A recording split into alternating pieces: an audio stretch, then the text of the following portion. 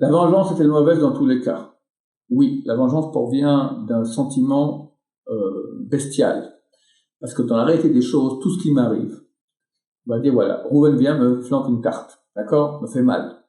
Il n'y a aucune ombre d'un doute d'après la Torah, on dit que Dieu est un, et donc Dieu a voulu que cette gifle me soit donnée. Rouven n'est qu'un envoyé, c'est un ange par rapport à moi. Je n'ai aucune haine à avoir envers lui, aucun désir de vengeance. C'est contraire complètement au principe numéro 1 de la Torah que Dieu gère tout.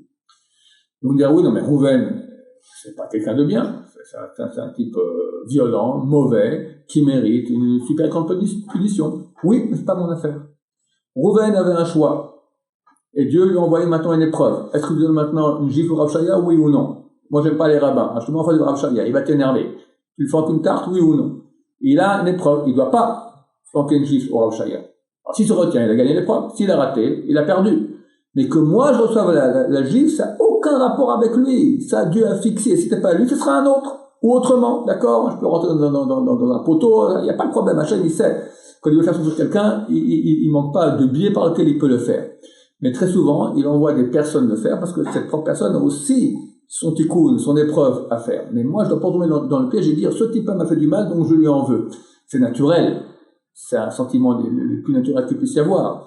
Mais la Torah nous demande de ne pas être naturel, d'être surnaturel. De vaincre cela, comprendre. C'est Hachem qui envoie tout. Le roi David. Le roi David, il est écrit que le chariot céleste, il tient sur 4 piliers, 4 roues quelque part. Les 3 premiers sont Abraham, Yitzhak et Jacob. Le dernier, le 4e, c'est le roi David. Quand est-ce que le roi David a-t-il mérité de devenir la 4e roue du chariot céleste? C'est extraordinaire, comme on ne peut pas même comprendre. En quelque sorte, quand il y a 3 roues, c'est encore branlant. La 4e, elle stabilise. Il stabilise la présence de Dieu sur terre. Un être humain, c'était pas écrit, on ne pourrait pas le dire. Un être humain stabilise la présence de Dieu sur terre. Oui.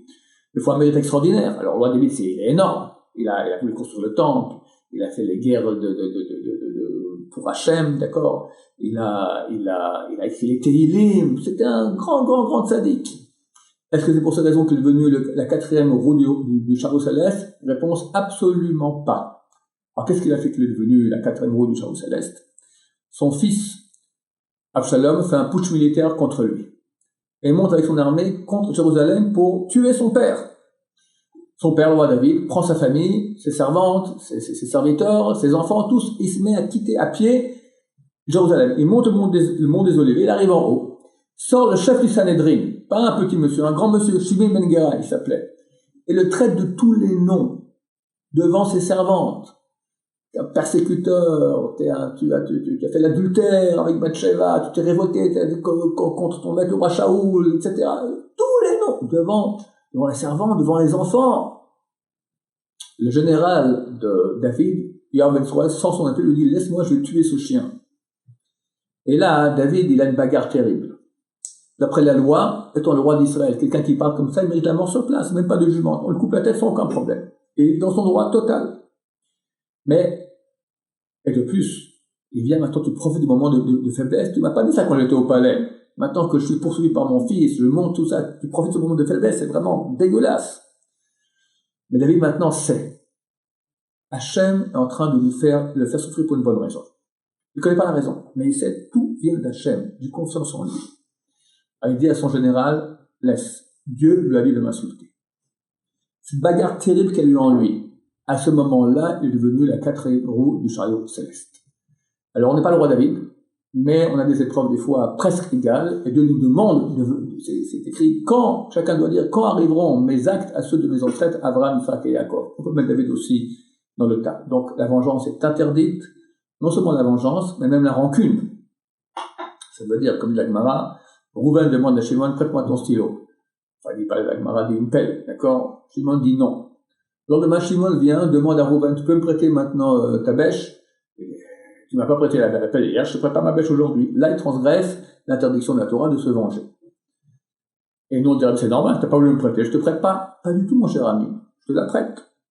Là, il y a un deuxième interdit, celui de rancune. C'est-à-dire, on la prête, mais on dit, tu vois, moi je te la prête, mais je suis pas comme toi qui m'as pas prêté hier la pelle quand je t'ai demandé. Même sans dire cela, on fait un peu la grimace. on lui fait un petit signe comme ça, allusif pour lui dire qu'on n'est pas tout à fait comme lui. On transgresse l'interdit de la Torah, comme manger du porc, rancune. Comme dit Maïmonide, il faut effacer ça de son cœur. Bon, c'est facile, le message charniste, c'est facile pour les anges. Quelqu'un qui a souffert beaucoup, c'est ici. Il faut arriver à ne pas vivre avec nos sentiments, avec nos têtes, et comprendre que tout vient d'Hachem et que la tête envoie des messages sans cesse au cœur. On a un principe qui s'appelle Moar Shalit à la lèvre. La tête, elle est maître du cœur. Si la tête ne dit rien, aucun message, alors le cœur, c'est le patron à bord. Il prend où il a envie. Celui-là, on a la haine, celui-là, on est jaloux, celui-là, on en veut, celui, etc. On est comme des dingues. Et on n'est pas bien. En plus, on est en situation de péché presque constante. Il faut sans cesse faire un travail de la tête sur le cœur pour maîtriser le cœur. Quand le sentiment que le corps me propose, il est bon, j'analyse, c'est bon, je laisse maintenant le sentiment s'épancher et s'exprimer. Quand il est mauvais, je le tue, je l'empêche, je dis t'as tort, c'est faux, tout vient d'Hachem, tout est pour le bien, je veux pas avoir le... Regarde une chose qui peut beaucoup nous aider. Il y avait ici une fois une grande marloquette, une grande discorde entre deux grands rabbins ashkénazes. Les deux sont décédés la même année, le Rav Steinman, Zatzal, et le Rav Shmuel Auerbach, Zatzal. Et bien sûr, chacun avait ses partisans.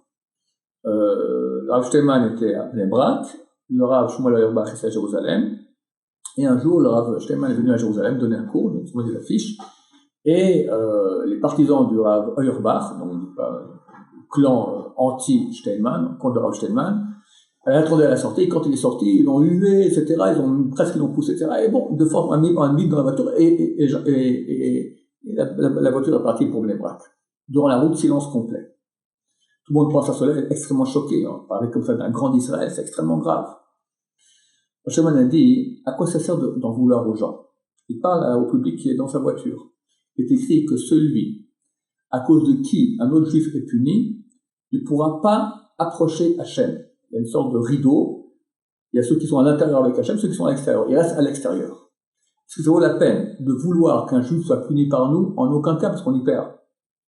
Si un juif est puni à cause de moi, et quelque part je l'ai voulu, alors je ne pourrais pas rentrer proche d'Hachem. Mais c'est la pire des choses.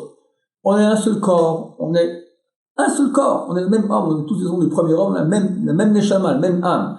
Donc on ne doit pas vouloir le mal du prochain, le bien du prochain, même s'il nous fait du mal. Tout ce que je dis de nature théorique, c'est très dur, il y a un travail de tête sur le cœur à faire. Sans à ce niveau-là, on a atteint un très très très haut niveau qu'Hachem aime beaucoup.